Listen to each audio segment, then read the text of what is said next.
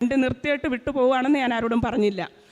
ഞാൻ എല്ലാവരെയും വിളിച്ച് ഞങ്ങൾ ഡോറിൻ്റെ അരികെ വന്നപ്പം വണ്ടി അവിടെ കുറേ ദൂരം, സ്റ്റേഷനിൽ നിന്ന് കുറേ ദൂരം പാസ്സായി. എന്നിട്ട് വണ്ടി അവിടെ നിന്നു. ഞങ്ങൾ 5 പേരും പുറത്തിറങ്ങി. ഞങ്ങൾ 5 പേരും പുറത്തിറങ്ങി കഴിഞ്ഞപ്പം വണ്ടി പാസ്സായി. അപ്പം പോലീസ് അവിടെ നിന്ന് ഓടി വരുന്നുണ്ട്. പോലീസ് വന്ന് ചോദിച്ചു ഞങ്ങളോട്, ആരാ വണ്ടി പിടിച്ച് നിർത്തിയെന്ന് ചോദിച്ചു.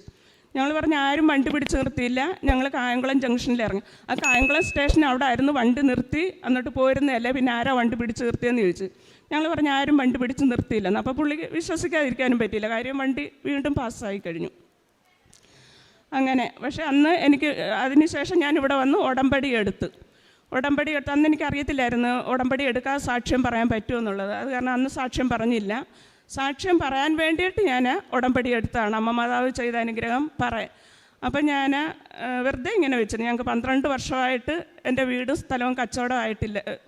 വീടില്ല, കാലി സ്ഥലമായിരുന്നു, റബ്ബർ തോട്ടമായിരുന്നു. ആ സ്ഥലം കച്ചവടമായിട്ടില്ലായിരുന്നു. ആ കച്ചവടം ചെയ്യാനായിട്ട് ഞങ്ങൾ 12 വർഷമായിട്ട് നോക്കുന്നുണ്ടായിരുന്നു. പക്ഷേ അത് നടന്നില്ല. അപ്പം ഞാൻ വെറുതെ ഇങ്ങനെ ഉടമ്പടി എടുത്തപ്പോൾ അതിലിങ്ങനെ വെച്ചിരുന്നു, അമ്മ മാതാവേ ആ സ്ഥലം ഒന്ന് കച്ചവടമാക്കി തരണേ എന്ന് പറഞ്ഞു. എന്നിട്ട് വേറെ സ്ഥലം ഞങ്ങൾക്ക് വാങ്ങാനും. പക്ഷേ ഞാനത് ഒട്ടും പ്രതീക്ഷിച്ചില്ല. പക്ഷേ എന്നിട്ട് ഞാൻ അമ്മയോട് ഇങ്ങനെ സൂചിപ്പിച്ചു. പക്ഷേ എൻ്റെ ഉള്ളിൽ ഒരു വലിയൊരു വിശ്വാസം അമ്മ ഇങ്ങനെ തരുന്നു. ഞാൻ അത് അമ്മയോട് അത് എപ്പോഴും പറഞ്ഞുകൊണ്ടൊന്നും ഇരുന്നില്ല. അമ്മ അത് ചെയ്തു തരുമെന്നുള്ളൊരു വിശ്വാസം. അമ്മയോട് എന്നിട്ട് പറഞ്ഞു, അമ്മ എവിടെയെങ്കിലും ഒരു 5 സെൻറ്റ് സ്ഥലവും കൂടെ തന്നാൽ മതി. നമ്മൾ പ്രതീക്ഷിച്ചതിനേക്കായി നല്ല വിലയിൽ ആ 2 ഏക്കർ സ്ഥലമായിരുന്നു ആദ്യം ഉള്ളത്. അതും കച്ചവടമായി. ഞാൻ 5 സെൻറ്റ് സ്ഥലം അമ്മയോട് ചോദിച്ചപ്പോൾ അമ്മ ഞങ്ങൾക്ക് 5 ഏക്കർ സ്ഥലവും തന്ന് ഞങ്ങളെ അനുഗ്രഹിച്ചു.